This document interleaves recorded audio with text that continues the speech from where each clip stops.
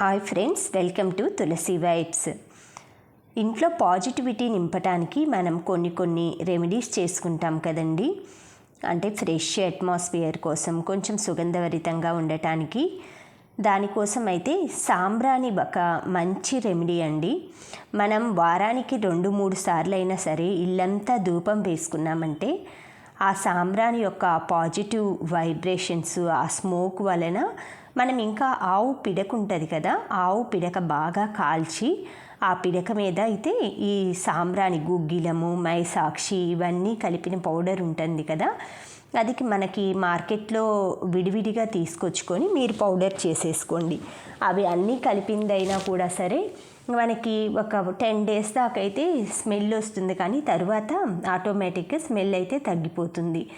అందుకని మనం విడిగా గుగ్గిలం అన్నీ తెచ్చుకొని అందులో కొంచెం మనం పచ్చకర్పూరం ఇలాంటివి యాడ్ చేసుకొని జవ్వాది అవి మనం దేవుడి దగ్గర పువ్వులు ఉంటాయి కదా, చామంతులు, గులాబీలు ఇలాంటివన్నీ అవన్నీ ఎండబెట్టుకొని వీలైతే ఆవు పేడ పిడకలు అయితే తయారు చేసుకోండి. లేదంటే ఇప్పుడు ఆన్లైన్లో కూడా ఉంటున్నాయి, వాటి మీద అయితే కాల్చుకొని ఈ ధూపం అయితే వేసుకున్నామంటే ఇల్లంతా పాజిటివ్గా ఉంటుందండి. మనకి ఎలాంటి ఇబ్బందులు ఉండవన్నమాట. సైంటిఫిక్గా జలుబు, దగ్గులు అవన్నీ ఈ కాలం ఏంటంటే చలికాలం ఎక్కువగా మనకి ఇవి ఉంటాయి కదండి, యాంటీబయోటిక్స్ పవర్ తగ్గుతుంది. ప్లస్ జలుబులు, దానివలన ఫీవరు, ఒళ్ళు నొప్పులు ఇలాంటివన్నీ వస్తుంటాయి కదా. అలాంటప్పుడు కొంచెం మనకి దోమల వలన కూడా చాలా వస్తాయండి. అవి నివారించడానికి కూడా సాంబ్రాణి అనేది దోహదపడుతుంది.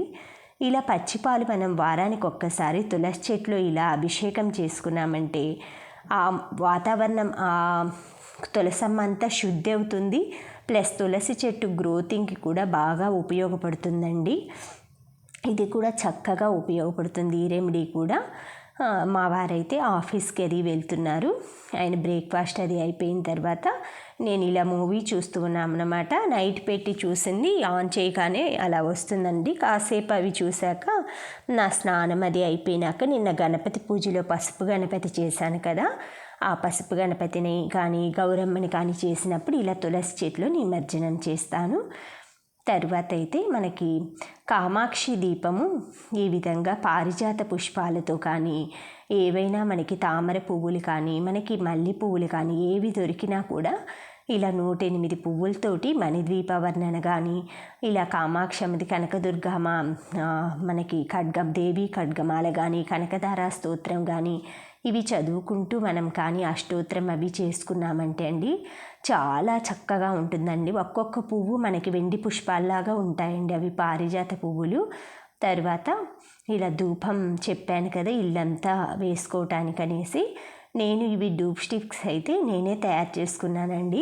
దేవుడి దగ్గర పువ్వులు, గులాబీలు, చామంతులు వాడాను.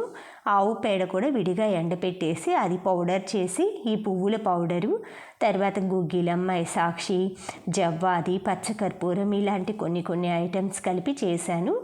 నెక్స్ట్ టైం ఇది చేసి కూడా నేను మన ఛానల్ స్టార్ట్ చేయకముందు చేశానండి. 5 months అయిందనమాట. ఆ తర్వాత ఇది నెక్స్ట్ టైం నేను చేసేప్పుడు ఆల్రెడీ నా దగ్గర ఉన్నాయండి అవి డూప్ స్టిక్స్. అందుకే నేనైతే మళ్ళీ తయారు చేయలే. ఇది అయితే ఎండాకాలం చేసుకుంటే మనకి తొందరగా ఆరిపోతాయండి ఎండలో పెడితే. నెక్స్ట్ టైం చేసేప్పుడు క్లియర్గా నేనైతే ఏమేం వాడతాను ఇవి తయారు చేయడానికి చూపిస్తాను. మొత్తం ఈ సాంబ్రాణిని కొంచెం పౌడర్ అయితే వేసుకుంటూ ఇంట్లో అన్ని మూలలు, కార్నర్స్, గుమ్మాలు, మనకి యంత్రాలు, తాయెత్తులు, దిష్టికి గుమ్మడికాయలు, కొబ్బరికాయలు కడుతుంటాం కదా, వాటన్నిటికీ ఒక్కసారి అలా చూయించేసుకుంటున్నాను. మనకి సాంబ్రాణి వేసిన రోజు అసలు ఆ ఇంట్లో ఆ స్మెల్ అయితే చాలా బాగుంటుందండి. నేను ఇప్పుడు వాడుతున్న ఈ సాంబ్రాణి ఇందులో వేసింది మాత్రం అరుణాచలమ్మ ఆడబడుచు వాళ్ళు వెళ్ళారండి, వాళ్ళ చేత అయితే తెప్పించుకున్నాను. మా అత్తయ్య వాళ్ళ ఇంటి దగ్గర ఒకళ్ళు ఉన్నారు, రమణ పిన్ని అనేసి, వాళ్ళ పాప వాళ్ళు టీచర్స్ అనమాట. వాళ్ళు 5 members కలిపి ఫ్రెండ్స్ అండి. వాళ్ళందరూ కూడా ఇయర్లీ 2 times 3 times ఎప్పుడు వాళ్ళకి ఖాళీ దొరికి వెళ్ళాలనిపిస్తే అరుణాచలమే వెళ్తారంటండి. దానికి కూడా అదృష్టం ఉండాలి కదా. అలా వెళ్తే తను పద్మ అనమాట, తనైతే ప్యాకెట్ తెచ్చింది. అది నేనైతే వాడుతున్నాను, చాలా బాగుంటుందండి అరుణాచలం అయితే. వెళ్ళినప్పుడు మీరు సాంబ్రాణి తప్పకుండా తెచ్చుకోండి. తర్వాత చింత చిగురు పప్పు చేస్తున్నాను.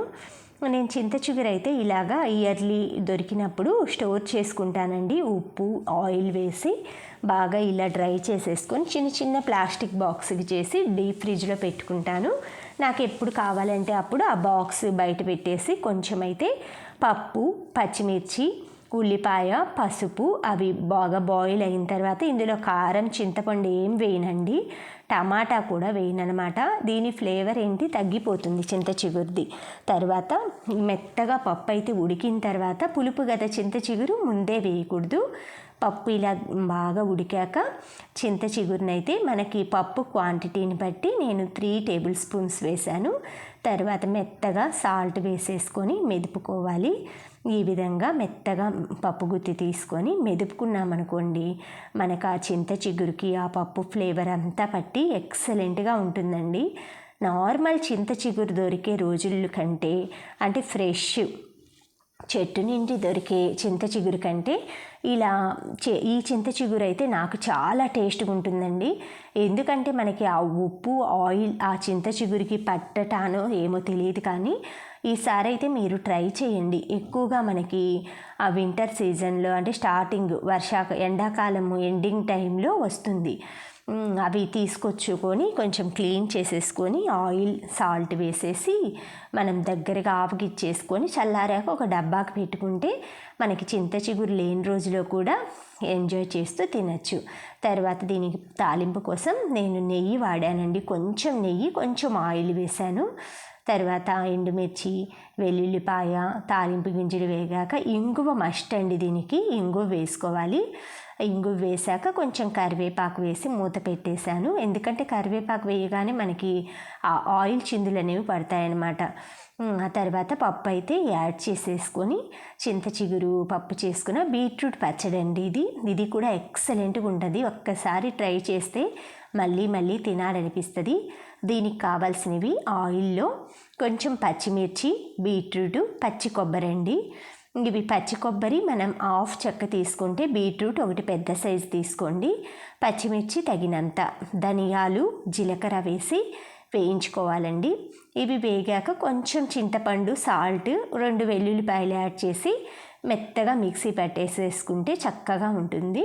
తర్వాత పచ్చడి మనకి చింత చిగురు పప్పు అయిపోయాక వడియాలైతే సగ్గుబియ్యం వడియాలండి, పెద్ద పెద్దవి. నాకు మా ఫ్రెండ్ పంపించిందనమాట. చాలా బాగుంటాయండి ఇవి.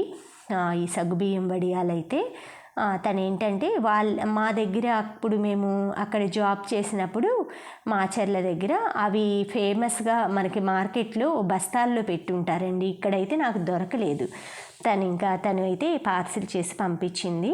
చాలా బాగుంటాయి. టేస్ట్ చేసి ఒక్కసారి మీరు కూడా దొరికినప్పుడైతే ఇలా తెచ్చుకోండి. మనకి నార్మల్గా ఇలాంటి వడియాలైతే దొరకవు. ఫుల్ సగ్గుబియ్యమే ఉంటాయండి. ఎక్కడా కూడా పాపడ్ మొత్తం ఆయిల్ అనేది పీల్చదనమాట. Thank you friends. Thank you for watching. Thank you for valuable time. Have a safe day. Bye.